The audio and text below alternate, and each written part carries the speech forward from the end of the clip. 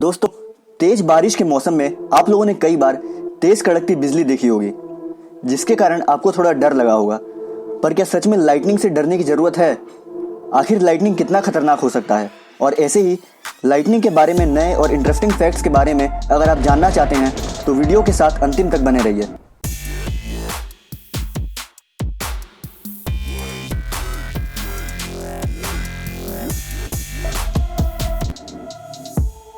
Number 1, क्या आप लोग गेस कर सकते हैं कि लाइटनिंग एक जगह को कितनी बार हिट कर सकता है? और बहुत जगह ये भी बोला जाता है कि लाइटनिंग एक जगह को सिर्फ एक ही बार हिट कर सकता है। तो क्या ये सच है? नहीं, ये सिर्फ एक अफवाह है। जैसे कि न्यूयॉर्क के एम्पायर स्टेट बिल्डिंग को लाइटनिंग ने एक साल में 24 बार हिट किया, बल्कि एक बार तो लाइटनिंग ने एम्पायर स्टेट बिल्डिंग को सिर्फ 24 मिनट में ही 8 बार हिट कर दिया। नंबर 2, लाइटनिंग सिर्फ एक प्लेस को बहुत बार हिट नहीं करता, बल्कि एक ही लाइटनिंग एक बार में 2, 3 या 4 जगह को हिट कर सकता है। एग्जाम्पल के लिए 3 साल पहले एक नज़ारा फोटो में कैद हुआ था, जिसमें कि एक लाइटनिंग शिकागो की 3 सबसे बड़ी building Willis Tower, Trump Tower और जॉन हैनकॉक बिल्डिंग को एक ही बार में हिट किया। अलग अलग हिट करने के लिए वो एक लाइटनिंग 3 अलग अलग ब्रांच में टूट गया और तीनों डायरेक्शन में चला गया। नंबर 3, एक लाइटनिंग का टेम्परेचर लगभग 50,000 डिग्री फ़ारेनहाइट तक हो सकता है। शायद आप लोग इस टेम्परेचर को इमेजिन ना कर पा रहे हों, तो कॉन्टेक्स्ट के लिए हम आपको ये बता दें कि लाइटनिंग सन से लगभग 3 गुना ज़्यादा गर्म होता है। नंबर 4, हमने लास्ट पॉइंट में आपको ये बताया कि लाइटनिंग का टेम्परेचर 50,000 फ़ारेनहाइट होता है, पर रुकिए, ये टेम्परेचर लाइटनिंग का नहीं होता। जी हाँ, लाइटनिंग का कोई टेम्परेचर नहीं होता, बल्कि लाइटनिंग अपने आसपास के एयर और पार्टिकल्स को 50,000 फ़ारेनहाइट तक गर्म कर देता है।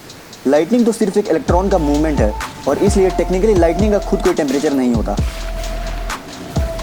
नंबर 5, एक लाइटनिंग बोल्ट कितना वाइड हो सकता है? फोटोग्राफ्स वगैरह को देखने में लगता है कि लाइटनिंग अच्छा खासा वाइड होता होगा, पर एक बार लाइटनिंग ने जहां हिट किया था उस जगह को एग्जामिन करके पता चला कि लाइटनिंग बोल्ट का डायमीटर सिर्फ 1 इंच के आसपास ही होता है। नंबर 6, अर्थ में सबसे ज्यादा लाइटनिंग से इफेक्टेड एरिया कौन सा हो सकता है? कैरेबियन सी के राइट में लेक माराकाइबो में सबसे ज्यादा लाइटनिंग स्ट्राइक होता है।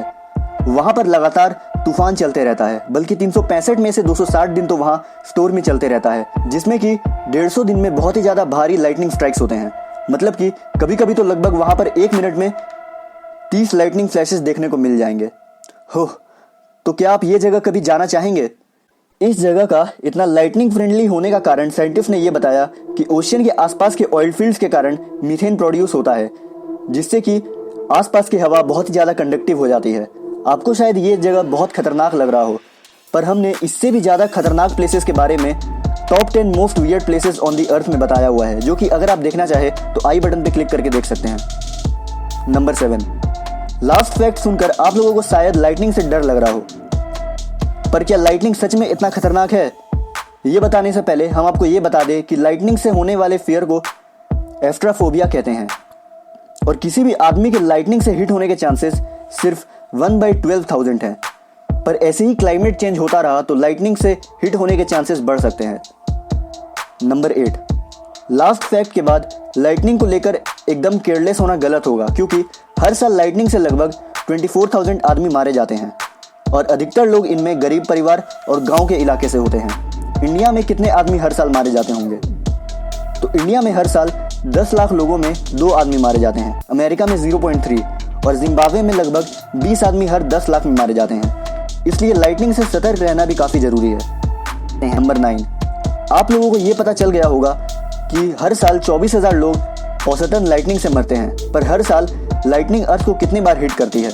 अगर हम ये जान ले तभी हम प्रॉपर फैक्शन जान पाएंगे कि कितना लाइटनिंग स्ट्राइक पर कितने लोग मरते हैं। तो हर साल 10 करोड़ लाइटनिंग स्ट्राइक अर्थ को हिट करती है। नंबर 10, लाइटनिंग बोलने पर आप लोगों के दिमाग में तेज मूसलाधार बारिश, कड़कती बिजली आता होगा, पर लाइटनिंग बोल्ट्स के लिए बारिश जरूरी नहीं है। ड्राई लाइटनिंग भी वेस्ट कंट्रीज में नोटिस किया गया है, जिससे कि वाइल्ड लाइफ फायर जैसे डिजास्टर्स होते हैं। नंबर 11, एक लाइटनिंग बोल्ट के पास 10 करोड़ वोल्ट्स ऑफ इलेक्ट्रिसिटी होता है। इतना वोल्ट इलेक्ट्रिसिटी शायद आप इमेजिन ना कर पा रहे हो। आसान शब्दों में एक लाइटनिंग बोल्ट का power 7 crore 94 lakh car battery के बराबर होता है, और एक लाइटनिंग स्ट्राइक 100 वॉट के बल्ब को 90 दिनों तक लगातार जला के रख सकता है। अब शायद आप लोगों को लाइटनिंग बोल्ट के पावर के बारे में अनुमान लग गया हो। नंबर 12, लाइटनिंग को देखकर आप लोगों के दिमाग में ये बात तो आया होगा कि क्या लाइटनिंग प्लेन को हिट कर सकती है? जी नहीं, लाइटनिंग के प्लेन को हिट करने के बहुत ही कम चांसेस होते हैं, क्योंकि प्लेन्स की बनावट ही ऐसी होती हैं जिससे कि प्लेन लाइटनिंग प्रूफ रह सके। पर लास्ट टाइम लाइटनिंग ने किसी प्लेन को कब हिट किया? आप अपना आंसर गेस करके रख सकते हैं। वीडियो के अंत में हम लोग इस एक्सीडेंट के बारे में डिटेल में बताएंगे। नंबर 13, आपने मूवीज में देखा होगा कि किसी एक्सीडेंट के कारण किसी आदमी को सुपर पावर्स मिल गया हो। अगला फैक्ट हमारा इसी चीज से रिलेटेड है, पर इसमें किसी आदमी को सुपर पावर नहीं मिला, बल्कि कुछ और मिला जो कि बहुत ही ज्यादा अमेजिंग और शॉकिंग था। 1971 में एडवर्ड ई रॉबिन्सन का हाईवे एक्सीडेंट में आईसाइट हमेशा के लिए चला गया। 9 साल के बाद 1980 में 62 ईयर के रॉबिन्सन एक लाइटनिंग से हिट हुए। उसके बाद जब वो वापस जागे, उन्हें अपनी आईसाइट वापस मिल गई थी, और ये चीज डॉक्टर्स के लिए बहुत ही ज्यादा शॉकिंग था, मानो रॉबिन्सन के ऊपर चमत्कार हुआ हो। नंबर 14, किसी भी लाइटनिंग से हिट होने के बाद विक्टिम को हॉस्पिटल ले जाया जाना चाहिए, पर बहुत सारे गांव में एक अलग ही तरीका ट्रीटमेंट के लिए यूज किया जाता है। कुछ विलेजर्स आदमी के लाइटनिंग से हिट होने के बाद वे उसे गाय के गोबर के अंदर गाड़ देते हैं। इसी वजह से हाल ही में छत्तीसगढ़ में 2 लोगों की मौत हो गई थी, जब लाइटनिंग से हिट होने के बाद गांव वालों ने उन्हें डॉक्टर के पास ले जाने के बजाय उन्हें गाय के गोबर में गाड़ दिया। अब पता नहीं ये नुस्खा कहां तक सही है। आपको क्या लगता है कि क्या इस ट्रीटमेंट के पीछे कोई साइंटिफिक रीजन होगा, या फिर सिर्फ ये एक मिथ है? कमेंट करके जरूर बताएं।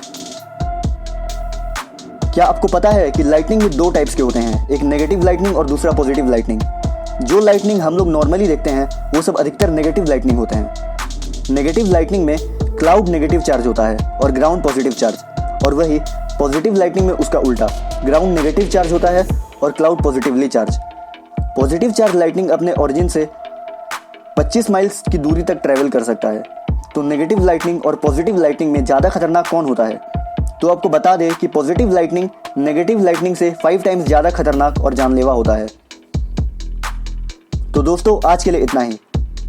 हमने आपको कुछ देर पहले लास्ट प्लेन एक्सीडेंट लाइटनिंग के द्वारा का आंसर बताने को कहा था। आप क्या आंसर सोचे? तो सही आंसर है 8 दिसंबर 1963। इस दिन एक लाइटनिंग पैन अमेरिकन फ्लाइट 214 के लेफ्ट विंग को हिट किया था। ये फ्लाइट पोर्टोरिको से फिलाडेल्फिया जा रही थी, और इस लाइटनिंग स्ट्राइक के कारण 81 लोगों की मौत हुई थी।